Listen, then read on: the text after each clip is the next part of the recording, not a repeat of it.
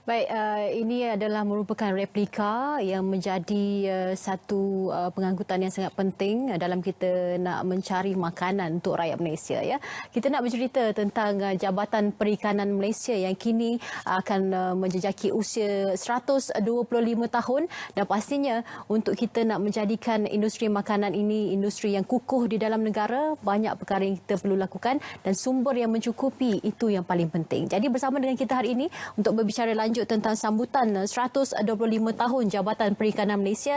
Kita bersama dengan Tuan Haji Azlisha Abdul Aziz, merupakan Timbalan Ketua Pengarah Pembangunan Jabatan Perikanan Malaysia. Apapun, saya nak ucapkan selamat menyambut 125 tahun Tuan Haji atas sambutan 125 tahun, satu jangka masa yang sangat panjang.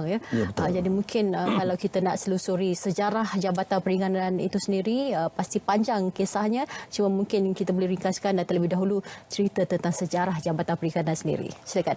Terima kasih. Bismillahirrahmanirrahim. Terima kasih pada RTM kerana memberi peluang pada Jabatan Perikanan.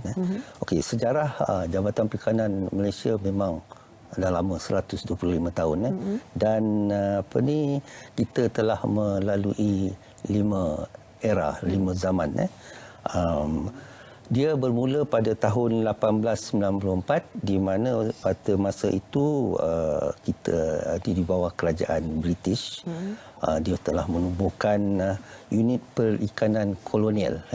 Dia punya tujuan utama adalah untuk kawal aktiviti perikanan di selat-selat negeri, street settlement, dan juga federated Malay states, iaitu kita panggil negeri-negeri Melayu Bersatu.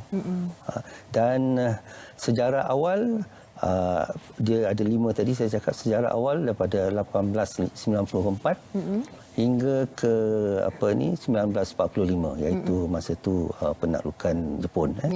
Dan selepas era kedua, Perang Dunia Kedua hingga ke Merdeka. Merdeka tahun 57. Dan era ketiga ialah selepas merdeka hingga 1970. Dan lepas tu era baru ialah dasar ekonomi baru sehingga 1990. Dalam era dasar ekonomi baru inilah banyak bantuan kerajaan masa itu untuk para nelayan dan peternak lah.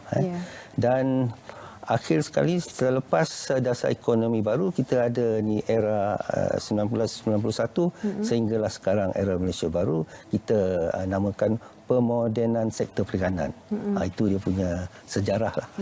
Dan dari sebuah unit kecil yang sekarang telah menjadi satu jabatan terpenting di bawah Kementerian Pertanian dan Industri Asas Tani. Dan tahun 1991 yang merupakan banyak bidang yang utama yang telah kita beri penekanan lah. Bila kita cakap pasal perikanan ni, dia punya asas dia perikanan tangkapan dengan aquaculture. Perikanan tangkapan, apa yang kita nelayan perlu tangkap di laut lepas lah. Dan aquaculture kita bela daripada kecil sampai untuk kita tuai. Dan hasil daripada ni kita buat banyak produk-produk perikanan lah, nilai tambah. Dan yang penting untuk yang dua ni, kita perlu ada penyelidikan perikanan untuk support yang utama ni lah. Cuma apabila sudah mencapai usia 125 tahun, saya pasti ada banyak pembaharuan yang dibawakan oleh Jabatan Perikanan sendiri, mungkin daripada kaedah penangkapan ikan dan memberi khidmat kepada para nelayan dan juga peternak. Jadi bagaimana inovasi dan juga pembangunan industri perikanan di bawah Jabatan Perikanan apabila memberi khidmat nasihat dan sebagainya kepada mereka yang terlibat? Okey, kita yang penting dulu kita ada bot-bot kebanyakannya yang buat daripada kayu. Sekarang ni kita beri penekanan supaya bot itu jadi lebih moden lah. Moden, kita galakkan pembinaan daripada keluli, tukar daripada kayu pada besi lah. Ini satu contoh lah, contoh model yang kita galakkan. Kita punya pengusaha perikanan untuk pergi ke arah itulah. Dan juga untuk yang aquaculture, yang tadi ini perikanan tangkapan. Bahagian aquaculture kita ada tempatkan unit ke kawasan khas untuk aquaculture tadi, dan juga kita jalankan penyelidikan khas untuk supaya kualiti ikan ni bertambah baik, dan kita dapat atasi apa penyakit yang mendatang, supaya kita punya penternak dapat keuntungan yang optimal. Ya. Sambutan pada 22 November nanti difahamkan akan diadakan di Pulau Pinang, secara spesifiknya di Pusat Penyelidikan Perikanan Batu Maung. Jadi kenapa dipilih Pulau Pinang sebagai lokasi sambutan? Sebab saya difahamkan sambutan ini bukan setiap tahun. Dia yang terakhir pada 25 tahun lepas. Ya, betul. Jadi bagaimana? Kenapa dipilih Pulau Pinang? Okey, mengapa Pulau Pinang? Pulau Pinang ni dia ada dia punya nostalgia, macam kalau P.Ramlee ada nostalgia dia. Perikanan dia di situlah bermulanya. Kita dulu ada sekolah latihan perikanan, di mana sekolah latihan ni asas dia untuk melatih siapa-siapa yang nak pergi menangkap ikan, cara-cara menangkap ikan. So sekolah pertama latihan perikanan ada di Pulau Pinang, di Gelugo. Masa itu dibina pada 1955. Dan juga kita punya pusat penyelidikan air tawar mula juga di Gelugo juga, masa itu tahun 49. Jadi ini nak mengembalikan kita punya nostalgia lah.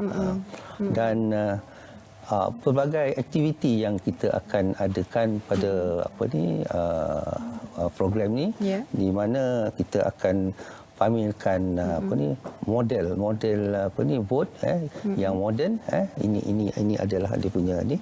Dan juga kita akan pamerkan sangka laut terbuka, dan juga sangka-sangka yang moden yang diperbuat daripada kebanyakannya yang lepas-lepas kita dia bina daripada kayu. Sekarang ni kita ada dia punya bahan ialah daripada HDPE, high density polyethylene. Yang ini adalah moden dan dia tambah tahan lama lagi. Dan juga selain itu kita akan ada juga vivarium, pameran ikan hiasan, dan juga fiesta tuna. Kita program ini kita juga memberi penekanan pada tuna, kerana tuna ni ada potensi. Kedudukan Malaysia berada di Asia Tenggara adalah strategik, dan tuna ni banyak demand sangat bagus, permintaan daripada terutamanya daripada negara Jepun. Jadi by product dia punya protein adalah tinggi, omega 3, dan ini adalah satu revolusi makanan sihat untuk orang ramai lah. Kalau dilihat kepada aktiviti, ada banyak pameran teknologi, ada inovasi, perkongsian maklumat. Tapi Fiesta Tuna, kita ada banyak pameran yang berasaskan tuna ini. Kenapa tuna menjadi tumpuan fokus utama dalam sambutan kali ini? Okey. Tuna dia adalah satu produk di mana macam high value species lah, di mana harga pengusaha berpeluang untuk dapatkan profit yang lumayan lah. Dan kita ada banyak lagi permit yang kita akan galakkan pada pengusaha untuk masuk dalam bidang ni lah. Yang dalam kita punya tujuan untuk melestarikan perikanan, itulah tuna ada peluang banyak lagi lah, tetapi macam di coastal punya fisheries dah agak terhad, tetapi tuna boleh pergi ke lautan lepas seperti di Indian Ocean, dan baru-baru ini kita ada buat pindaan dalam kita punya Akta Perikanan. Akta Perikanan kita tahun 85, tapi tahun ni kita ada buat pindaan 2019 di mana kita memperkasakan kita punya akta supaya kita punya pengusaha boleh pergi ke laut lepas.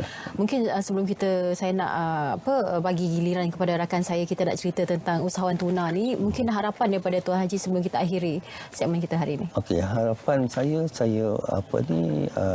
meminta mengalu-alukan seramai semua penduduk-penduduk terutama di Pulau Pinang lah, untuk datang beramai-ramai ke program ini. Program ini akan diadakan pada 22 hari bulan November, bertempat di kita punya Institut Penyelidikan Perikanan Batu Maung dari 9 pagi hingga 5 petang. Pada tu hari Jumaat lah, dan program ini akan dirasmikan oleh Menteri Pertanian dan Industri Asas Tani yang berhormat Datuk Seri Salahuddin Ayub. Turut sama hadir ialah Timbalan Menteri Pertanian dan juga Ketua Setiausaha Kementerian Pertanian dan ketua-ketua jabatan di bawah agensi MOA lah. Jadi orang ramai dijemput hadir. Dijemput Ada hadir. macam-macam. Masukan adalah percuma. Jadi ada banyak perkara yang menarik menanti anda di Pusat Penyelidikan Perikanan Batu Maung di Pulau Pinang pada tarikh 22 November 2019, 9 pagi hingga 6 petang. Baik, kita nak bersama dengan rakan saya, Tuan Haji. Terima kasih kerana bersama dengan kami. Rakan saya Ridwan juga ada tetamunya, iaitu seorang usahawan. Jadi kita nak tahu apa kisah di sebaliknya. Silakan, Ridwan. Ya, Meg. Di hadapan saya sekarang ini adalah sate tuna. Biasanya orang buat sate ini menggunakan ayam, daging, hati, perut dan sebagainya. Ini adalah tuna, sate yang dihasilkan daripada daging tuna, dan juga bersama saya sekarang adalah usahawan yang mengusahakan tuna ini sebagai produk untuk produk perikanan dan mengembangkan industri tuna itu sendiri, iaitu Puan Kartini Isa. Selamat datang. Dalam banyak-banyak ikan, dalam banyak-banyak produk protein yang lain, kenapa memilih tuna ini sebagai perkara yang dijadikan untuk menjadikan sate tuna ini? Okey. Terlebih dahulu, terima kasih kepada pihak RTM menjemput kami. Sebenarnya kami adalah usahawan hiliran di bawah bimbingan Jabatan Perikanan. Jadi kita memang sangat bersyukur sebab kita mendapat bimbingan daripada Jabatan Perikanan lah. Okey, kenapa kita memilih tuna? Okey, sebab sekarang ni sebenarnya dah selain daripada ikan, daging dan ayam, tuna ni sebagai produk berasaskan ikan sudah mula mendapat tempatlah permintaan yang baik, kerana mungkin pada era sekarang orang dah mula menyedari tentang pemakanan sihat dan sebagainya. Ini kan pula tuna ni ia mempunyai protein yang sangat tinggi dan juga omega 3 yang tinggi. Tapi kalau kita ikutkan sumber untuk mendapatkan tuna itu bukan satu perkara yang mudah, sebab tak semua tempat di Malaysia ini ada bekalan tuna itu. Khususnya di Labuan ada, tetapi saya difahamkan dia ikut musim ataupun bagaimana bekalan dia. Okey, dari segi bekalan sebenarnya kita tak ada masalah, sebab macam seperti saya nyatakan tadi, kita di bawah bimbingan Jabatan Perikanan, jadi sumber dan sebagainya kami juga dikonsult oleh pihak jabatan lah. So far sekarang memang kita tidak ada isu tentang bekalan lah.